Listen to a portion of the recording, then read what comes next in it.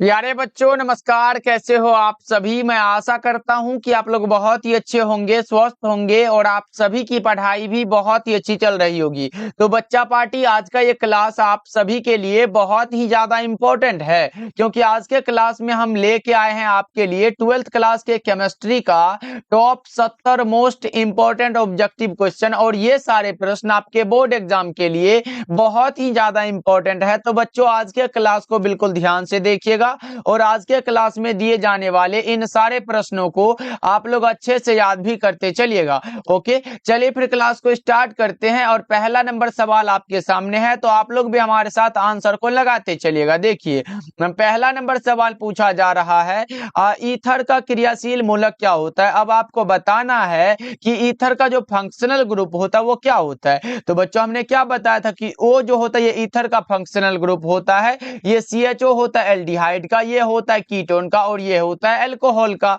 तो हमारा correct answer option number C हो जाएगा। अगर बच्चों पूछे ईथर का जो होता है वो क्या जनरल फॉर्मूला क्या होता है, यानी कि GF क्या होता है बच्चा पार्टी, यहां से क्या होता है वो हमारा होता है CnH2n होता है, प्लस में हमारा 2O होता है। ये भी आप लोग याद रखोगे, GF मतलब भाई गर्लफ्रेंड नहीं होता है, जनरल फॉर्मूला होता है। चलो आगे बढ़ते हैं। दूसरा नंबर सवाल देखिए पूछा जा रहा है, ब्यूटेन के कितने आइसोमर्स होते हैं। आइसोमर्स मतलब समावयवी कितने होते हैं। ब्यूटेन में एक होता है नॉर्मल ब्यूटेन और दूसरा होता है आइसोब्यूटेन। करेक्ट आंसर आपका ऑप्शन नंबर ए हो जाएगा। चलो आगे बढ़ते हैं। तीसरा नंबर सवाल देखिए पूछा जा रहा है, द्रवित एथिलीन को उच्च ताप एवं दाब पर गर्म करने से क्या बनता है। द्रवित एथिलीन को उच्च ताप एवं दाब पर जो गर्म करने से बनता है वो बन जाता हमारा पॉलीथीन। करेक्ट आंसर आपका ऑप्शन नंबर सी होगा। बच्चों आज का क्लास में जितना भी ये ऑब्जेक्टिव होगा सारा इंपॉर्टेंट होगा, आपके बुक से लिया गया क्वेश्चन है बच्चों, इसलिए सारे प्रश्नों को जरूर याद करते चलिएगा। देखिए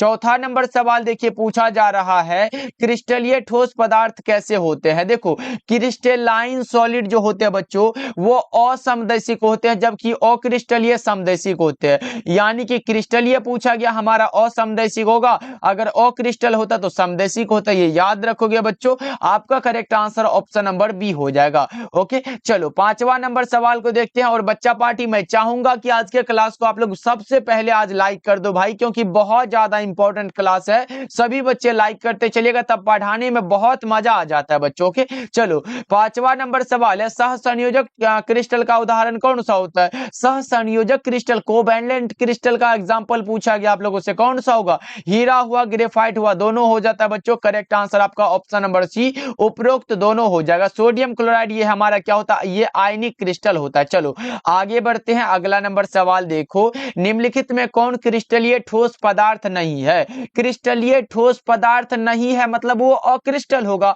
और वो हमारा क्वार्ट्ज ग्लास होता है बच्चों। आपका करेक्ट आंसर 6 का बी हो जाएगा। क्या होगा बच्चा पार्टी, ऑप्शन नंबर बी बिल्कुल ही सही आंसर हो जाएगा। चलो आगे बढ़ते हैं। अगला नंबर सवाल, हमारे साथ आंसर को जरूर लगाते चलना। अगर चाहते हो कि ये सारा प्रश्न क्लास में याद हो जाए तो आंसर को जरूर लगाते चलिएगा। देखिए 7 नंबर सवाल पूछा जा रहा है, निम्नलिखित में कौन फ्रेंकल तथा शॉर्टकी दोनों को प्रदर्शित करता है। वो होता है सिल्वर का ब्रोमाइड। क्या होता है बच्चों, सिल्वर ब्रोमाइड यानी कि AgBr। ऑप्शन बी बिल्कुल सही हो जाएगा बच्चों। चलो आगे बढ़ते हैं। 8 नंबर सवाल देखो, विलियन के अनुसंख्यक गुणधर्म का उदाहरण कौन सा है। इतना आसान सा सवाल भाई एग्जाम में आ गया ना, छोड़ के नहीं आना, क्योंकि हमने कितना बार चिल्ला चिल्ला के बताया है। विलियन का अनुसंख्यक गुणधर्म वह है जो विलियन में उपस्थित विलय के कणों की संख्या पर निर्भर करता है, और ये 4 प्रकार के होते हैं, क्वथनांक का उन्नयन, हिमांक का अवनमन, परासरणी दाब और वाष्प दाब का अपेक्षिक अवनमन। यहाँ पे क्वथनांक उन्नयन दिखाई दे रहा है ना। 8 का करेक्ट आंसर आप लोग सी को लगा सकते हो। चलो आगे बढ़ते हैं। 9 नंबर सवाल है, निम्नलिखित में किसका हिमांक अवनमन अधिकतम होगा। जिसका होगा वो होता है K2SO4। क्या होता है बच्चों, K2SO4। करेक्ट आंसर आपका ऑप्शन नंबर ए हो जाएगा। चलो आगे बढ़ते हैं। अगला नंबर सवाल देखो 10 नंबर सवाल है, फैराडे का प्रथम नियम कौन सा होता है। बच्चों कितना बार हमने बता चुका है, फैराडे का प्रथम नियम जल्दी से बता दो। M बराबर कौन सा होता है, ZCT होता है। क्या होता है बच्चों, ZCT होता है। याद रखोगे, किसी पदार्थ का विद्युत रासायनिक तुल्यांक जो होता है उसके तुल्यांकी भार के क्या होता है बच्चों, वो समानुपाती होता है। याद रखोगे, ये हमारा पहला नियम है। चलो आगे बढ़ते हैं। 11 नंबर सवाल है, किसी इलेक्ट्रोड के इलेक्ट्रॉन त्यागने या प्राप्त करने की प्रवृत्ति क्या कहलाती है? इलेक्ट्रोड विभव कहलाती है। बच्चों याद रखोगे, करेक्ट आंसर ऑप्शन सी होगा। लेकिन बच्चों एक चीज मैं बता दूं, अगर 2 नंबर में पूछे कि इलेक्ट्रोड विभव क्या है तो इतना लिख दोगे तो काम हो जाएगा। देखो, किसी इलेक्ट्रोड के इलेक्ट्रॉन त्यागने या प्राप्त करने की प्रवृत्ति इलेक्ट्रोड विभव कहलाती है। बच्चों याद रखोगे। चलो आगे बढ़ते हैं। अगला नंबर सवाल देखो, 12 नंबर सवाल है, निम्नलिखित में कौन द्वितीयक सेल है? लेड स्टोरेज बैटरी क्या होता है? द्वितीयक सेल का एग्जांपल है। तो आपका करेक्ट आंसर कौन सा होगा? ऑप्शन नंबर बी बिल्कुल सही हो जाएगा। चलो आगे बढ़ते हैं। 13 नंबर सवाल पूछा जा रहा है, सेल में रेडॉक्स अभिक्रिया होने के लिए सेल का विद्युत वाहक बल कैसा होना चाहिए? कैसा होगा भाई? धनात्मक ही तो होगा। Correct answer option number A हो जाएगा। चलो 14 नंबर सवाल का जवाब बता दो, द्रवित NaCl के विद्युत अपघटन से कैथोड पर क्या मुक्त होता है? द्रवित सोडियम क्लोराइड के विद्युत अपघटन से कैथोड पर जो मुक्त होता है बच्चों, उसका नाम सोडियम होता है। कौन सा सोडियम होता है? करेक्ट आंसर आपका बी होगा। एनोड पर क्या? क्लोरीन गैस मुक्त होता है। ये याद रखोगे, बहुत ज्यादा इंपॉर्टेंट है। यानी कि कह सकते हो कि इस अभिक्रिया में कैथोड पर अवकरण और एनोड पर ऑक्सीकरण होता है। चलो आगे बढ़ते हैं। अगला नंबर सवाल 15 नंबर सवाल है, अनुक्ता एक है। अनुक्ता क्या है भाई? अनुक्ता कैसा मान होता है? अनुक्ता एक सैद्धांतिक मान होता है, थ्योरेटिकल वैल्यू होता है बच्चों। करेक्ट आंसर ऑप्शन ए होगा, याद रखोगे। और अभिक्रिया की कोटि कौन सा होता है? ये आप लोग चैट सेक्शन में बता दो। अभिक्रिया की कोटि के लिए पूछे ना भाई, वो प्रायोगिक मान होता है जो कि यहाँ पे दिया गया है। ओके जी, चलो आगे बढ़ते हैं। 16 नंबर सवाल है कि कारक जो अभिक्रिया की दर को प्रभावित करता है वो कौन सा होता है? टेम्परेचर, प्रेशर, कंसंट्रेशन, ये सारे के सारे बच्चों। करेक्ट आंसर आपका ऑप्शन नंबर डी हो जाएगा। चलो आगे बढ़ते हैं। 17 नंबर सवाल है, ये रहा आपके सामने प्रश्न, एक अभिक्रिया का वेग समीकरण जो है, वेग बराबर इतना दिया गया तो अभिक्रिया की कोटि क्या होगी? तो बच्चों हमने क्या बताया था कि वेग समीकरण में प्रयुक्त सांद्रण पदों के घात के योगफल को, योगफल कौन सा भाई? 2 + 1 = 3, यही वाला को क्या कहते हैं? अभिक्रिया की कोटि कहते हैं। करेक्ट आंसर ऑप्शन सी हो जाएगा बच्चों। चलो आगे बढ़ते हैं। 18 नंबर सवाल देखो, विद्युत क्षेत्र के प्रभाव से कोलाइडी कणों का गमन क्या कहलाता है? विद्युत क्षेत्र के प्रभाव से कोलाइडी कणों का जो गमन कहलाता है वैद्युत कण संचलन कहलाता है। बच्चा पार्टी करेक्ट आंसर डी होगा। और बच्चा पार्टी क्लास को आप लोग लाइक करते चलना। डेली क्लास हमारे साथ करना चाहते हो तो डेली शाम के 6 बजे और शाम के 8 बजे तैयार रहिएगा। इसलिए सारे बच्चे एक बार भाई सब्सक्राइब जरूर करिएगा बच्चे। ओके चलो आगे बढ़ते हैं। 19 नंबर सवाल का जवाब जल्दी से बता दो। फॉस्फोरस पेंटाऑक्साइड अच्छा है एक, यानी कि बच्चों पूछा गया P2O5। P2O5 क्या होता है? जल्दी से बता दो। अवशोषक होता है क्या बच्चों?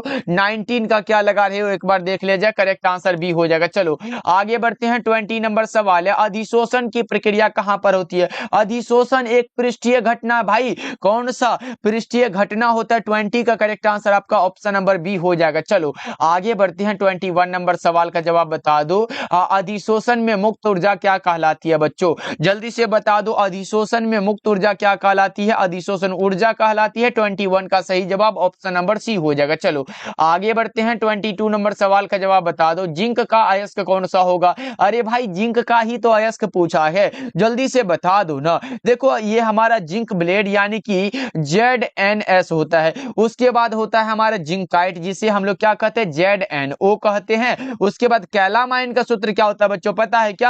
ZnCO3। ये देख रहे हो ना, सब के सब हमारा क्या होता है? जिंक का अयस्क बच्चों, इनमें से सभी। करेक्ट आंसर आपका ऑप्शन नंबर डी हो जाएगा 22 का। ओके चलो आगे बढ़ते हैं। 23 नंबर सवाल का जवाब जल्दी से बता दो, क्या होगा इसका करेक्ट आंसर?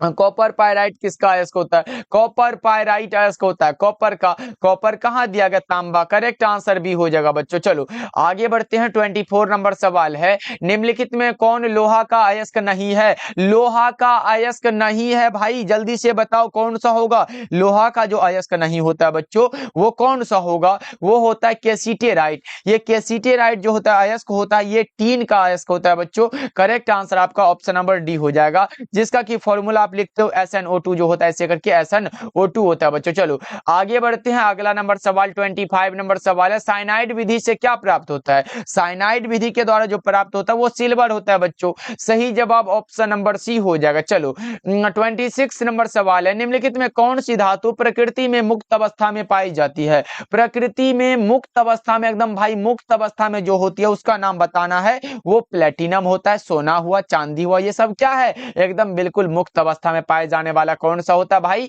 धातु होता है। चलो आगे बढ़ते हैं, 27 नंबर सवाल है, निक्षालन द्वारा अयस्क का क्या कहा जाता है? निक्षालन के द्वारा अयस्क का क्या करते हैं बच्चों, ये बताओ क्या करते हैं? तो उसका सांद्रण करते हैं, कंसंट्रेशन करते हैं बच्चों। चलो आगे बढ़ते हैं, 28 नंबर सवाल है, कौन सा पायरोफॉस्फोरिक अम्ल का अणुसूत्र क्या होता है? पायरोफॉस्फोरिक अम्ल का अणुसूत्र बताना है बच्चों। 28 का करेक्ट आंसर जल्दी से बता दो। वो होता है H4P2O7। क्या होगा? ऑप्शन बी बिल्कुल सही आंसर हो जाएगा। और अब की बार पूछा गया कि ऑर्थोफॉस्फोरिक अम्ल का सूत्र क्या होता है? क्या होता है बच्चों? वो होता है H3 और PO4 होता है। ये ऑर्थोफॉस्फोरिक के लिए होता है बच्चों, ये याद रखोगे। क्या होता है बच्चों? ऑर्थोफॉस्फोरिक के लिए याद रखना बहुत ज्यादा इंपॉर्टेंट है। अगर मेटाफॉस्फोरिक पूछे तो HPO3 होता है। चलो आगे बढ़ते हैं, अगला नंबर सवाल 29 नंबर सवाल है, नाइट्रोजन अक्रिय होता है क्योंकि?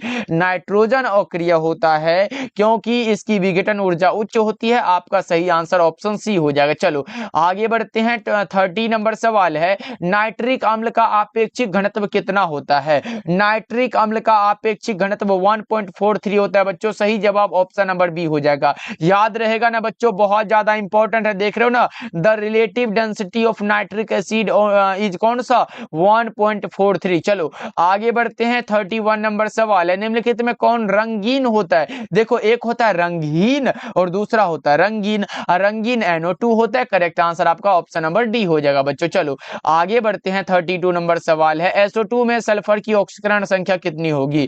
SO2 में पूछा गया है सल्फर की ऑक्सीकरण संख्या कितनी होगी बच्चों? वो +4 होता है। जबकि अगर बच्चों SO3 में सल्फर की पूछे वो क्या होता है? +6 होता है। चलो आगे बढ़ते हैं, अगला नंबर सवाल 33 नंबर सवाल है, ऑक्सीजन और ओजोन कैसे होते हैं? ऑक्सीजन और ओजोन जो होते हैं ये अपर रूप होते हैं बच्चों। करेक्ट आंसर सी होगा, यानी कि O2 और O3 क्या होता है? ये एक दूसरे के अपर रूप है। चलो आगे बढ़ते हैं, 34 नंबर सवाल है, ओजोन का रंग कैसा होता है? ओजोन का कलर पूछा गया बच्चों। ये गलत कर दोगे तो फिर क्या होगा भाई? हल्का सा नीला होता है, याद रखोगे आप लोग। चलो आगे बढ़ते हैं, 35 नंबर सवाल है, वह गैस जो जल के ऊपर एकत्र नहीं की जा सकती वो कौन सा है? वह गैस जो जल के ऊपर एकत्र नहीं की जा सकती वो सल्फर डाइऑक्साइड होता है। आपका correct answer option number D हो जाएगा। चलो आगे बढ़ते हैं, 36 नंबर सवाल है, डीकन विधि में प्रमुख उत्प्रेरक कौन सा होता है? डीकन विधि में, जिसमें कि डीकन विधि से हम लोग कौन सा ये क्लोरीन गैस को तैयार करते हैं बच्चों,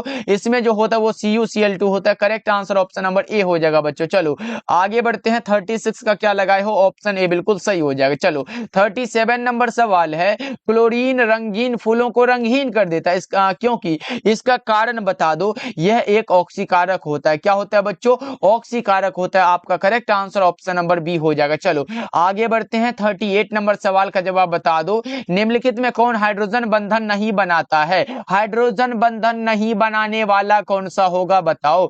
देखो भाई, अगर H के साथ कोई फोन हो, चाहे वो F हो या फिर O हो या फिर N हो, अगर ये तीनों में से कोई है तो समझ लो वो बनाएगा। देखो HF किस में है? HF ये वाला बनाएगा। HO किस में है बच्चों? ये वाला भी बनाएगा। HN किस में है? ये वाला भी। देख रहे हो H और N है, ये वाला भी बनाएगा। और जो नहीं बनाएगा उसका नाम होता है हाइड्रोक्लोरिक अम्ल। करेक्ट आंसर आपका ऑप्शन नंबर सी हो जाएगा बच्चों। चलो आगे बढ़ते हैं, अगला नंबर सवाल 39 नंबर सवाल है, निम्नलिखित में किसकी आकृति जो है वर्ग समतलीय होती है? वर्ग तलीय किसकी होती है? HCl4 की आकृति क्या होती है बच्चों? वर्ग तलीय होती है। याद रखोगे, करेक्ट आंसर भी होगा, जेनोन टेट्राफ्लोराइड होता है इसका नाम। चलो आगे बढ़ते हैं, अगला नंबर सवाल 40 नंबर सवाल है, हीलियम का मुख्य स्रोत क्या होता है? हीलियम का जो मुख्य स्रोत होता है बच्चों उसका नाम होता है मोनाजाइट। चलो आगे बढ़ते हैं। 41 नंबर सवाल का जवाब बता दो बच्चा पार्टी, क्या होगा? ये तो सबको पता होगा सर, हमें बताने की जरूरत नहीं होनी चाहिए, क्योंकि हमने बताया है ट्रांजिशन एलिमेंट का जो स्थान आवर्त सारणी के अंतर्गत होता है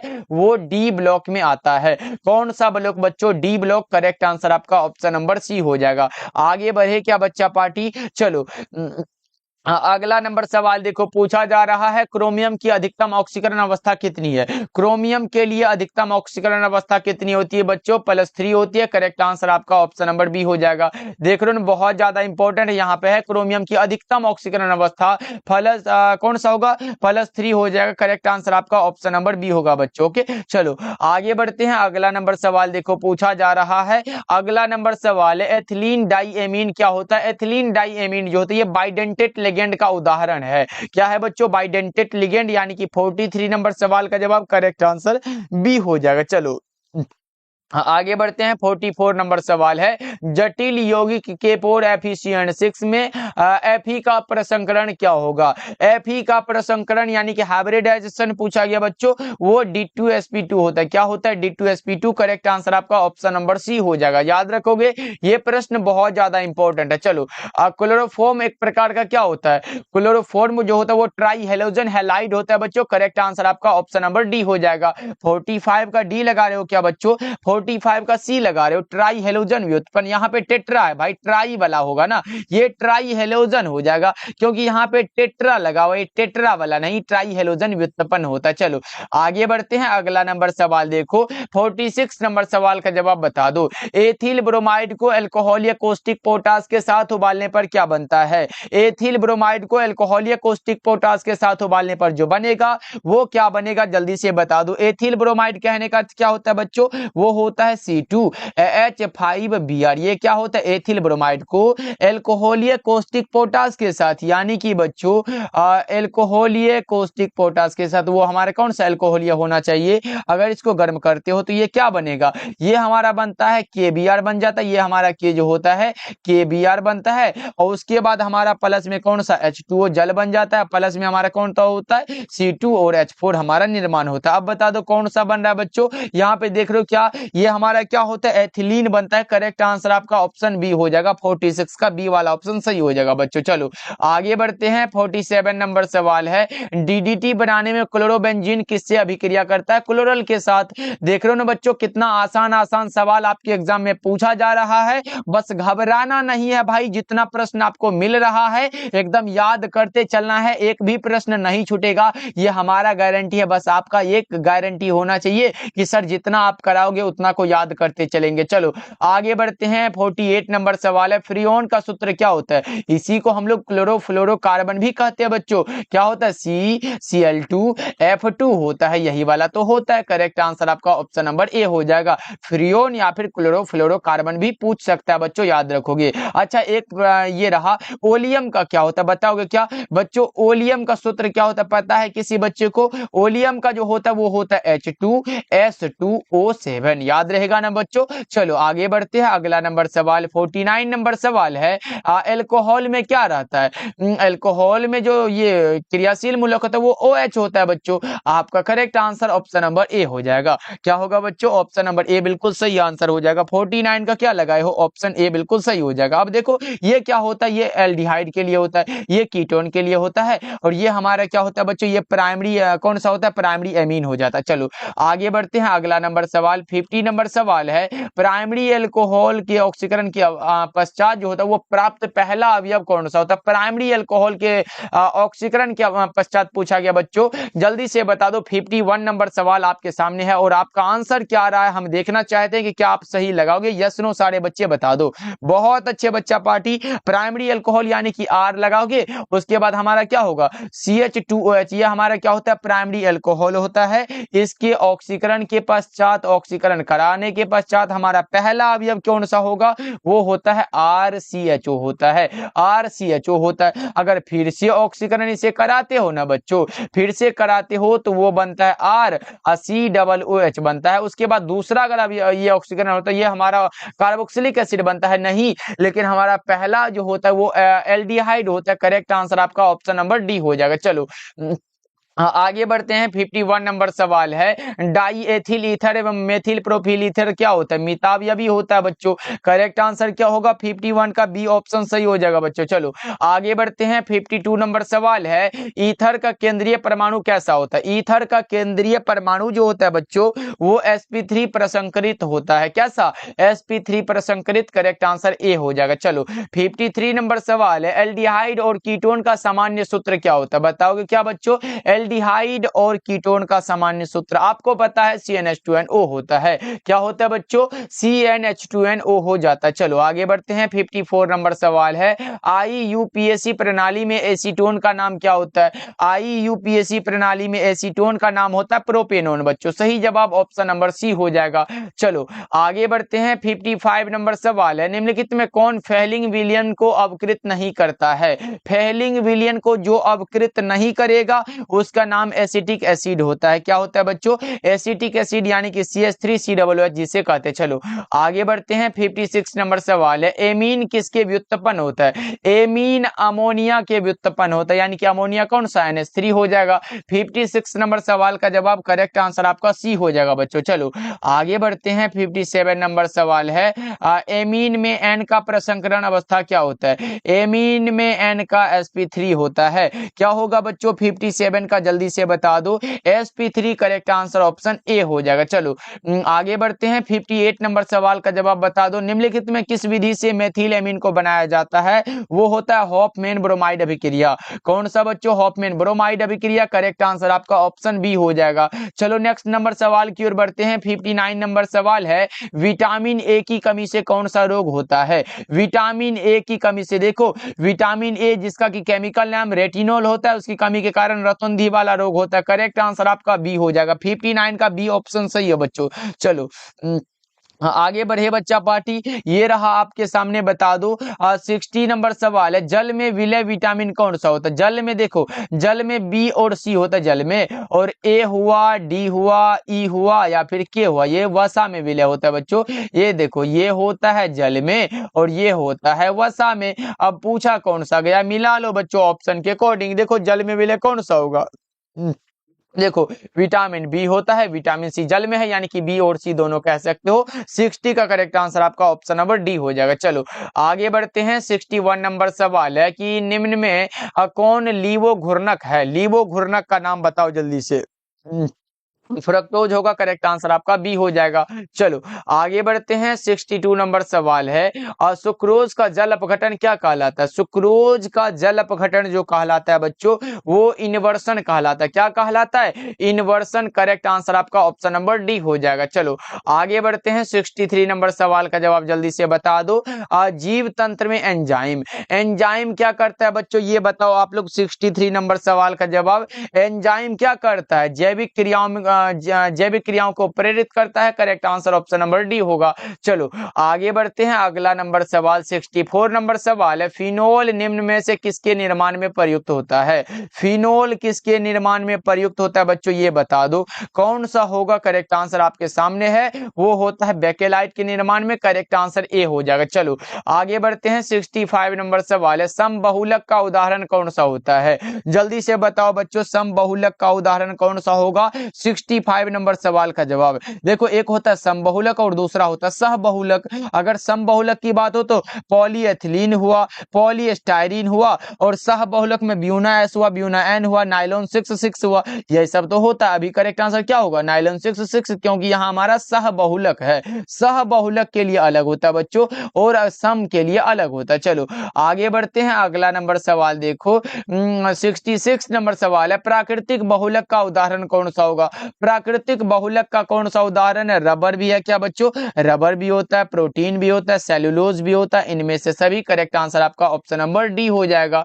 चलो आगे बढ़ते हैं। अगला नंबर सवाल है 67 नंबर सवाल, संश्लेषित बहुलक का कौन सा उदाहरण है? संश्लेषित बहुलक यानी कि सिंथेटिक पॉलीमर का एग्जाम्पल आपसे पूछा गया है, वो होगा नाइलॉन भी हो जाएगा, बेकेलाइट भी हो जाएगा। इनमें से सभी। Correct answer option number C होगा बच्चों 67 का। चलो आगे बढ़ते हैं। 68 नंबर सवाल पूछा जा रहा है, दर्द निवारण की दवाइयां क्या कहलाती है? दर्द का निवारण करना है बच्चों, आसानी से कर सकते हो। कौन सा? एनाल्जेसिक के द्वारा। 68 का करेक्ट आंसर बी हो जाएगा। ओके चलो, एंटीबायोटिक क्या करता है भाई? ये बैक्टीरिया संक्रमण को रोकता है। और एंटीपायरेटिक कहाँ है भाई? एंटीपायरेटिक ये बुखार को कम करता है, वो उपशामक चिंता को कम करता है। चलो आगे बढ़ते हैं। 69 नंबर सवाल है, एंटासिड की प्रकृति कैसी होती है? एंटासिड की प्रकृति जो होती है बच्चों वो क्षारीय होती है। करेक्ट आंसर बी हो जाएगा। चलो आगे बढ़ते हैं और आज के क्लास का लास्ट सवाल है, विलियन के अनुसंख्यक गुणधर्म का उदाहरण नहीं है। नहीं है, हमने बताया है कि क्वथनांक का उन्नयन होता है, प्रकाश का हिमांक का अवनमन होता है, ये परासरणी दाब होता है, वाष्प दाब का आपेक्षिक अवनमन होता है। लेकिन ये प्रकाशीय क्रियाशीलता कहां से आ गया भाई? ये नहीं होता है। करेक्ट आंसर आपका ऑप्शन नंबर बी हो जाएगा बच्चों। चलो आज का क्लास आपको कैसा लगा कमेंट करके बताइएगा। और बच्चा पार्टी, हाँ, जितने बच्चे हमारे द्वारा तैयार फिजिक्स, केमिस्ट्री और बायोलॉजी का इंपॉर्टेंट क्वेश्चन वाला नोट्स नहीं लिए हो तो बच्चों मैं बता दूं, अगर आप लोग अभी तक कुछ भी नहीं पढ़े हो, जिसे लगता है कि सर कम से कम हम एक सब्जेक्ट में 80 प्लस अभी से पढ़कर नंबर ला सकते हैं क्या, तो बिल्कुल ला सकते हो बच्चों। हमने जो तैयार किया है फिजिक्स, केमिस्ट्री और बायोलॉजी का नोट्स, उसमें सिर्फ आपको एक सब्जेक्ट में 50 से 60 क्वेश्चन हमारे द्वारा मिलेगा। बस उसे अगर रेडी कर लेते हो ना भाई, गारंटी है कि एक भी क्वेश्चन एग्जाम में नहीं छूटेगा। मिल रहा है मात्र 199 में। कॉल करिएगा 7070 82 1685 नंबर पे। किस पे बच्चा पार्टी? 7070 82 1685 नंबर पे कॉल करिएगा कि सर हमें 199 वाला पीडीएफ चाहिए। आपको मिल जाएगा बच्चों के। मिलते हैं फिर अगले क्लास में। आप लोग अपना ध्यान रखिएगा, एक बार क्लास को लाइक कर लीजिएगा।